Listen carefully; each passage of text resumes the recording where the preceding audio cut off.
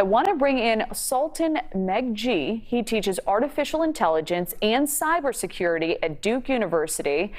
This is just absolutely incredible, in my opinion, and we're so excited to have you on because it's a complicated topic. So what are your first thoughts on this report? Well, it's a fascinating moment we're in right now because 30 years ago, we were able to simulate how insects operated with artificial intelligence. And about 20 years ago, we were able to do the same thing with small animals. So, for those of us who've been in AI for a long time, this isn't too surprising. I think the interesting thing is that it's kind of leaked out through a staff member at Google who now is on administrative leave. The fact is artificial intelligence is moving incredibly rapidly, and most of it's happening in places we don't have a lot of visibility to it. And so I think there are a lot of us in the world who would love to see Google be more transparent about what they're doing, because if they've made this kind of a breakthrough, this is something we should all be able to evaluate and actually see. The likelihood of it being an actual artificial intelligence is still pretty low, though. So, again, we don't really know yet what's going on.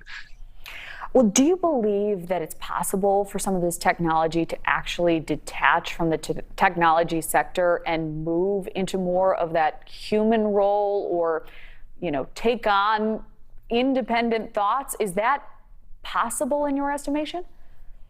It is. I mean, today, when we interact with voice assistants like Siri or Alexa, it's very clear you're talking to a piece of technology and that's responding directly to you.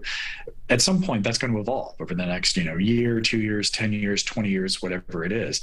And at that point, it becomes kind of a different discussion. If I'm sitting here, on an interview with you, at some point, it could be an artificial intelligence giving this exact same speech I'm giving right now. And we're not too far away from that. And so at some point, we're going to have to accept the fact that artificial intelligence is going to move from the laboratory into, real life. We have a really interesting bite from Elon Musk. I'd love to play it for you and just get your reaction to it, if you may.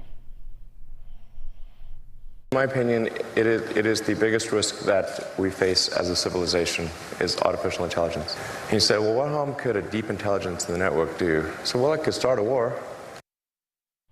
Start a war. Is that within the realm of possibilities, do you believe? Oh, I very often find myself disagreeing with Mr. Musk on certain issues, and I think this is one of them.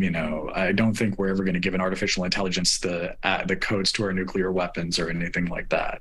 We're still going to keep humans in so many of these processes. It's not going to be, wake up one morning and all of a sudden the world is controlled by computers. It's going to be incremental. It's going to be small little bits. And I hope that there are a lot of responsible people who are part of those discussions so we don't have that issue. I do think that unmanaged, unregulated, opaque artificial intelligence has a lot of risk to it. The Department of Defense is using artificial intelligence in military activities. I think, we're seeing a little walking robot dog right now on the screen, and these are all opportunities for us to misstep. And I hope we do more to stop it. But I don't think we have to worry about it at the level that Mr. Musk is, that it's some sort of existential threat to our species. Interesting. Well, Stephen Hawking also quoted, he said, "Success in creating effective AI could be the biggest event in history of our civilization or the worst. We just don't know. So we cannot know if we will be infinitely helped by AI or ignored by it and sidelined or conceivably destroyed by it." So while it may not be a war, so to speak, Sultan, do you believe that there are risks involved that if this technology continues, we should be aware of?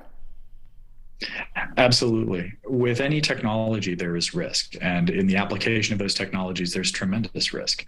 We have a tremendous responsibility to make sure that as we develop artificial intelligence and any other technology, that we do so in a thoughtful, responsible way. I think people like Oppenheimer and the time of building the first nuclear weapons is a great moral compass for us here.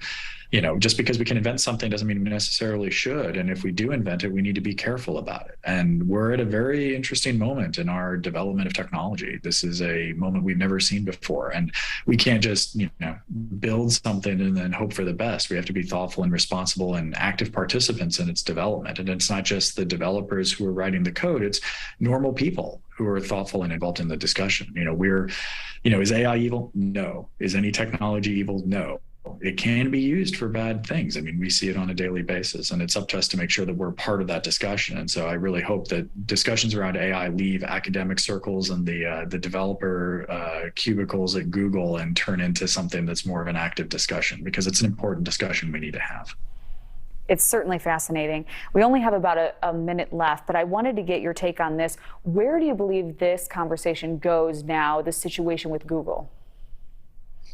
I mean, Google's in a tough spot, and I would hope that they, act in a more transparent way about what's going on with this piece of technology.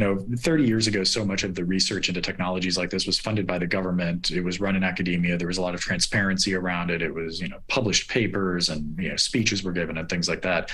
And the challenge we have right now is so much of this is being done inside of, corporate offices. And so we don't really know what's going on. And I think in cases like this, especially with powerful artificial intelligences, we need to move past traditional corporate boundaries here and make sure that it's done in a transparent way. And I really do hope that Google acts in a more open way around this. The expression for the company is do no evil, and this would be a great way to demonstrate that.